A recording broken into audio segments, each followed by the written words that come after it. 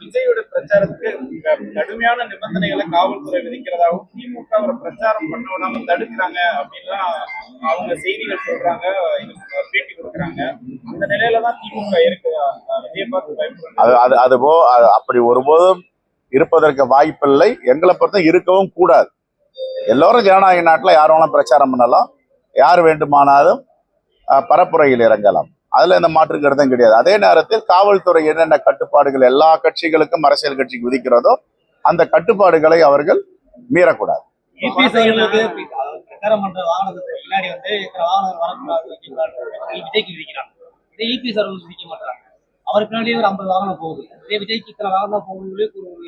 இல்ல, விஜய்க்கு என்ன அளவுகோலோ அதே அளவுகோல தான் இபிஎஸ்க்கும் இருக்கணும், இபிஎஸ்க்கு என்ன அளவுகோலோ அதான் விஜய்க்கு இருக்கணும் தான் எங்களுடைய வேண்டுகோள்.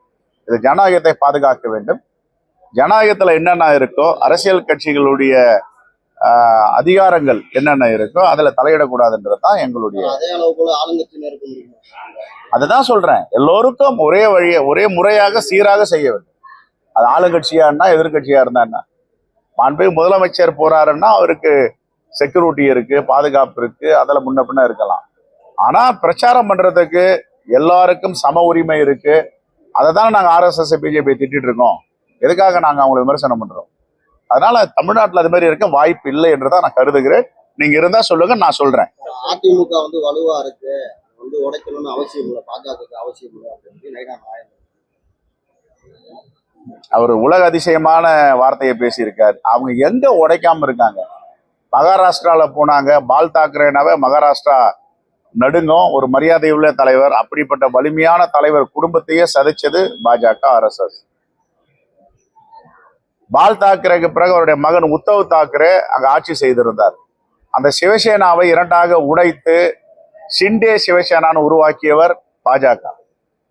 அதை முடிச்சிட்டு ஷிண்டே சிவசேனாவை க்ளோஸ் பண்ணிட்டு பாஜகவுடைய முதலமைச்சரை கொண்டாந்துருக்காங்க. அதாவது ஒரு மாடல் இருக்கு.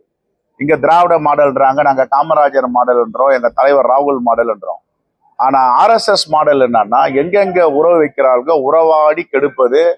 ஆமை புகுந்த வீடு எப்படி இருக்குமோ அது மாதிரி பாஜக புகுகின்ற மாநிலம் சிதைஞ்சு போயிடும். அரசியல் கட்சிகளை சிதைப்பாங்க, அப்புறம் மக்களுடைய அதிகாரத்தை கையை வைப்பாங்க, மக்களுடைய திட்டத்துல கையை வைப்பாங்க, மக்களுக்கு சேர வேண்டியதெல்லாம் எடுத்து அதானி அம்பானி கிட்ட கொடுத்துருவாங்க. தேங்க்யூ.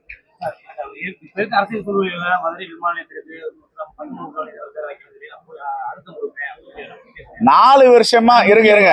நான் அவர் ஆட்சியில் இருக்கும்போது ரொம்ப அமைதியா இருந்தாரு, கூட்டணியில் இருந்தாரு. அந்த நல்ல காரியத்தை அப்ப செஞ்சிருக்கலாம், ஏன் செய்யல? அவரு அரசியலுக்காக தானே பேசுறாரு.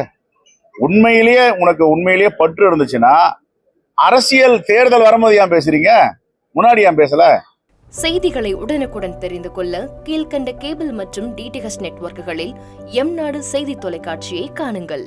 பாதகம் செய்பவரை கண்டால் நாம் பயம் கொள்ளலாகாது பாப்பா.